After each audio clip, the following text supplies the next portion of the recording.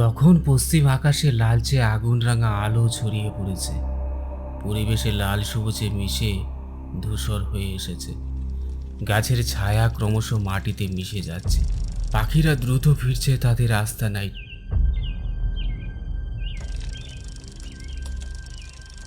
ঠিক তখনই একটা ভ্যান এসে থামলো পুরনো একটি হোমস্টের সামনে।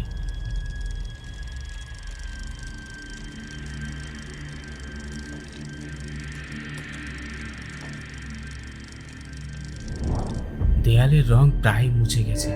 সেখানেই আস্তানা গেড়েছে কিছু আগাছা। হেলে পড়া একটা ভাঙা বোর্ডের ওপরে লেখা আছে তেঁতুলিয়া হোস্টে। ভ্যান থেকে নামলো দীপক আর সুনীল। দুজনে চারিদিকে একবার ভালো করে তাকালো। জায়গাটায় এক অদ্ভুত নিস্তব্ধতা।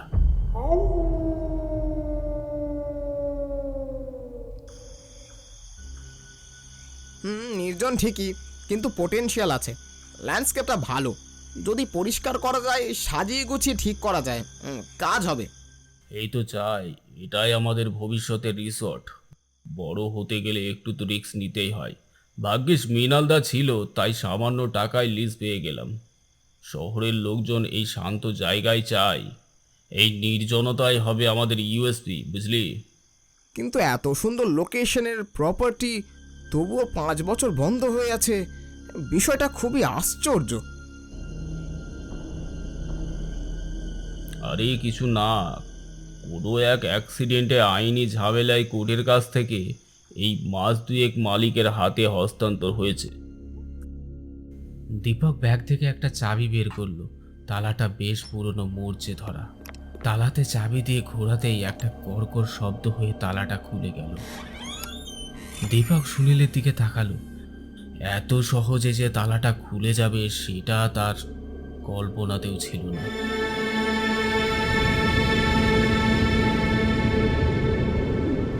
ভিতরে পা রাখতেই দুজনে অনুভব করলো বাইরের তুলনায় ভেতরটা অস্বাভাবিক ঠান্ডা।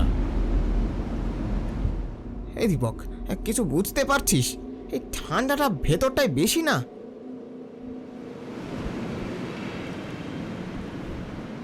আরে এ তো ভালোই, এসি লাগানোর খরচ বাঁচলো অন্তত, কি বলিস? তা যা বলেছিস। এখন দিন কয়েকের কাজ, তারপর আনুষ্ঠানিকভাবে খুলবো।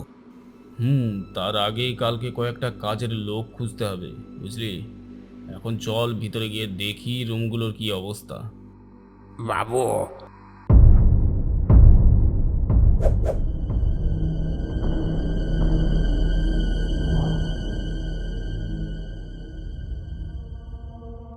এমন সময় মাঝবয়সী একটা লোক, মুখে খোঁচা খোঁচা দাড়ি, উস্কো খুস্কো চুল, একটা বোচকানো নাক আর খোটরে ঢুকে যাওয়া চোখ, চেক লুঙ্গি আর হাফ হাতা শার্ট পরে এসে দাঁড়ালো তাদের সামনে।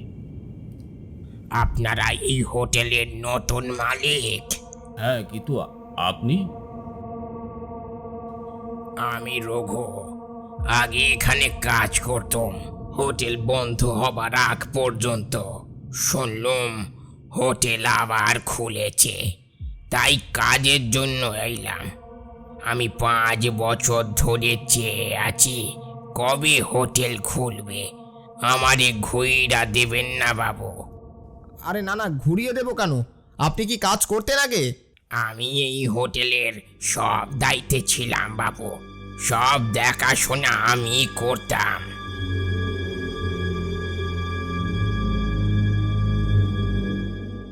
কাজের লোক তো আমাদের দরকার, কিন্তু ঠিক আছে, কাল সকাল থেকে না হয় আসুন আপনি। লোকটা আর কিছু না বলে মাথা নেড়ে যেতে লাগলো।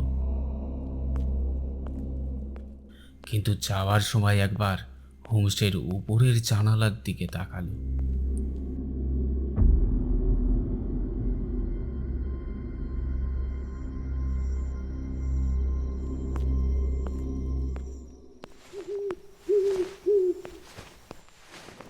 রাত তখন 10টা। বাইরে হাওয়া বেশ জোরে জোরে বইছে। জানালা কাঁচগুলো কেঁপে কেঁপে উঠছে। দীপক আর সুনীল নিচের লবিতে বসে বিশ্রাম নিচ্ছে। হঠাৎ বাইরে একটা গাড়ির শব্দ।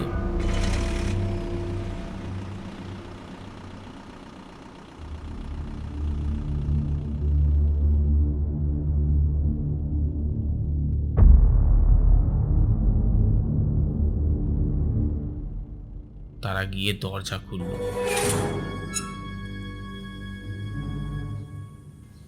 দেখলো এক দম্পতি দাঁড়িয়ে আছে, চেহারায় ক্লান্তির ছাপ। মহিলার হাতে চুড়ি আর গলায় মোটা হার, কানে দুল, ঝকঝক করছে লাল শাড়ি দেখে মনে হচ্ছে কোনো নবদম্পতি। দয়া করে একটা রুম দিন, আমরা অনেক দূর থেকে আসছি আর রাস্তা ভুলে গেছি। কিন্তু আজ তো আমাদের কোনো রুম রেডি নাই, আর এখন তো রেডি করা সম্ভব নয়। আপনি বরং একটা কাজ করুন, সামনে এগিয়ে যান, আরও অনেক হোমস্টে পেয়ে যাবেন। দাঁড়ান বাবু,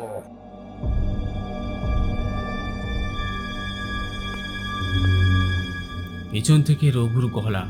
দীপক আর সুনীল অবাক হয়ে একে অপরের দিকে তাকালো।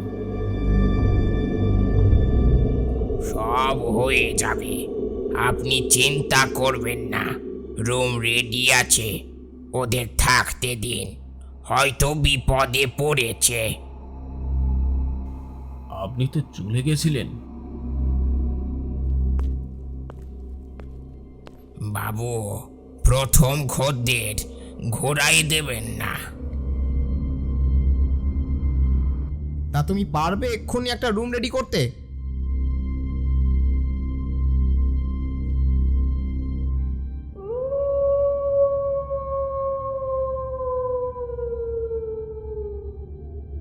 রঘু আর কিছু না বলে সোজা গিয়ে ডেস্কে থেকে 3 নম্বর রুমের চাবি নিয়ে দম্পতিকে ডেকে নিয়ে 3 নম্বর রুমের দিকে যেতে লাগলো।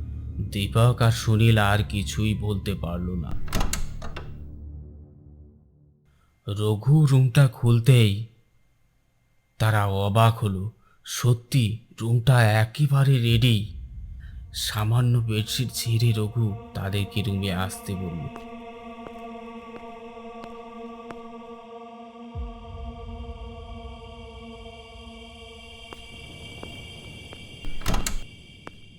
বাহ, তুমি তো দেখছি বেশ কাজের মানুষ। এই রুমটা যে পরিষ্কার থাকবে সব তোমার নখদর্পণে, অথচ আমরা কয়েকটা রুম খুললাম, যা অবস্থা দেখে মনে হলো এই লবিতে থাকাই ঠিক হবে। হ্যাঁ বাবু, এবার আপনাকে থাকার একটা ব্যবস্থা করব, চলেন আমার সঙ্গে।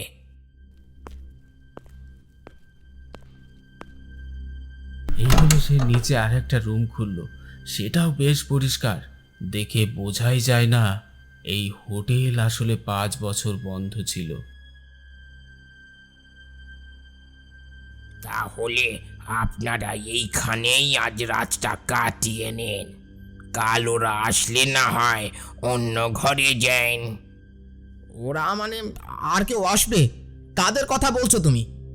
আসবে গো আসবে, হোটেল যখন খুলেছ একে একে সবাই আসবে, আর এই সব রুম ভর্তি হয়ে যাবে। আপনারা থাকেন, আমি লবিতে থাকুম। অতিথি যখন আইয়া পড়েছে, যদি কন্ত আজ থেকে কাম শুরু করি। হ্যাঁ, কিন্তু তোমার কোনো অসুবিধা না থাকলেই হলো।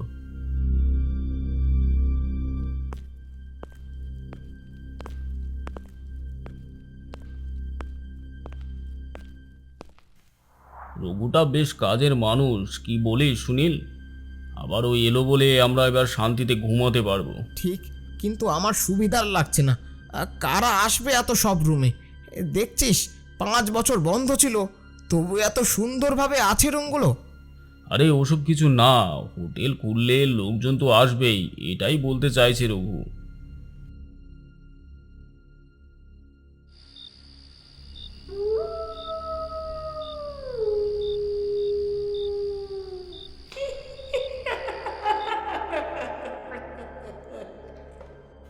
রাত তখন গভীর। হঠাৎ হোমস্টের বাইরে গোলযোগে দীপকের কানে যেতেই সে জানালা দিয়ে দেখল একটা প্যাংসেটে লম্বা গুজের লোক বাইরে দাঁড়িয়ে দরজায় ঠোকাচ্ছে আর বলছে, কেউ আছেন? দরজা খুলুন, আজকে একটা রুম লাগবে।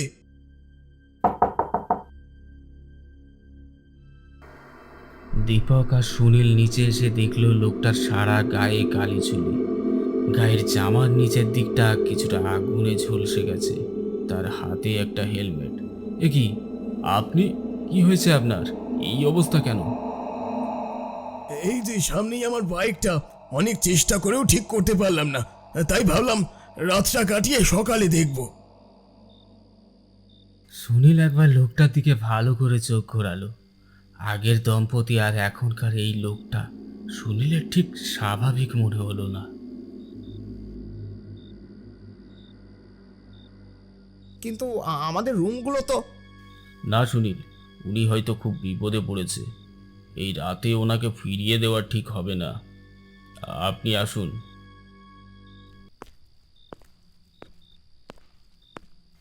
ঠিক তখনই লবির ভিতর থেকে রঘুর গলা। বাবু, ওকে ভেতরে নেবেন না। কেন, কি বলছো রঘু? উনি তো বিপদে পড়েছে। কারণ এই লোকটা 5 বছর আগেও এইভাবেই এসেছিল।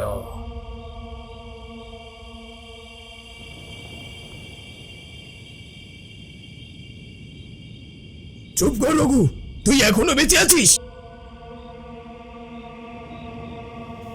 রঘু ধীরে ধীরে সামনে এসে দাঁড়ালো। দীপক ও সুনীল একে অপরের দিকে তাকালো। তোমরা দুজন দুজনকে চেনো, কিন্তু কিভাবে? 5 বছর আগে তো এই হোটেল বন্ধ হয়ে গেছিল না?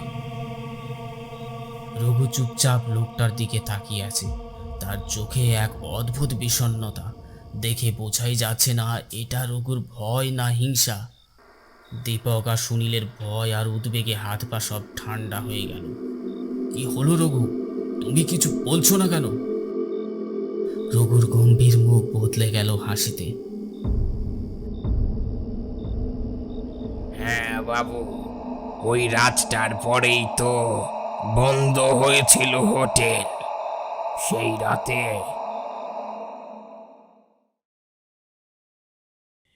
5 বছর আগে এই হোটেল জমজমাট ছিল। ওই রাতে এই লোকটা তার এক সঙ্গীকে নিয়ে উঠেছিল এই হোটেলে। সেদিন আমি ছাড়া ম্যানেজার, মালিক কেউ ছিল না। আমি রুম দিই ওদের।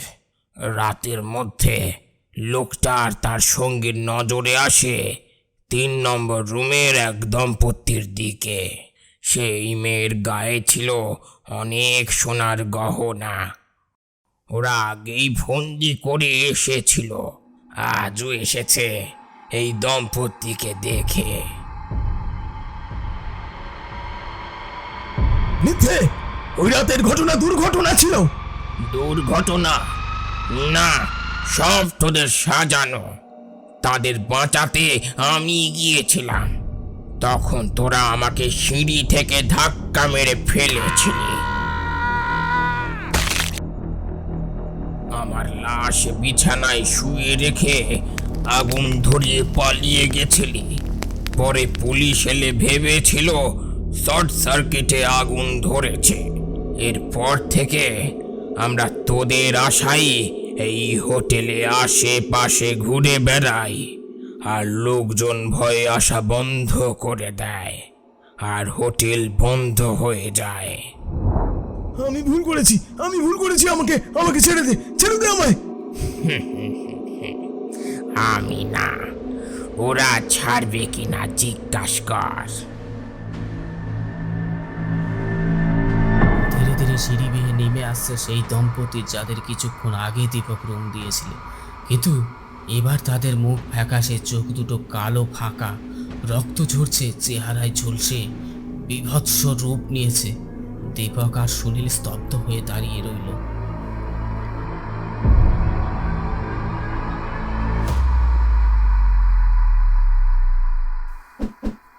লোকটা আতঙ্কে পিছিয়ে দরজা দিয়ে দৌড় দিল। দরজা খুলতেই বাইরে দাঁড়িয়ে আছে রঘু। সামনে রঘু আর পিছনে তারা। তাদের রক্তমাখা হাত বাড়িয়ে টেনে নিল তাকে।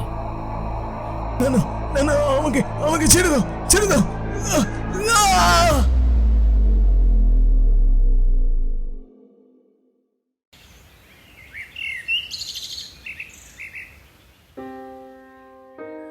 সকালে কুয়াশা কেটে গেছে, পাখি ডাকছে।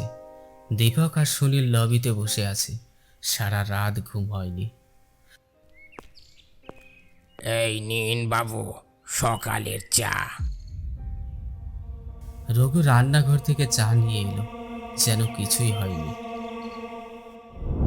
কিন্তু তুমি তুমি আসলে কে? আমি আমি এই হোমস্টের কেয়ারটেকার বাবু।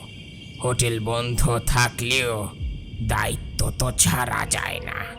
এবার থেকে এই হোমস্টের সব দায়িত্ব তোমাদের। সে ধীরে ধীরে দরজার দিকে হাঁটতে লাগলো। সূর্যের আলো পড়তেই তার শরীরটা কুয়াশার মতো মিলিয়ে গেল।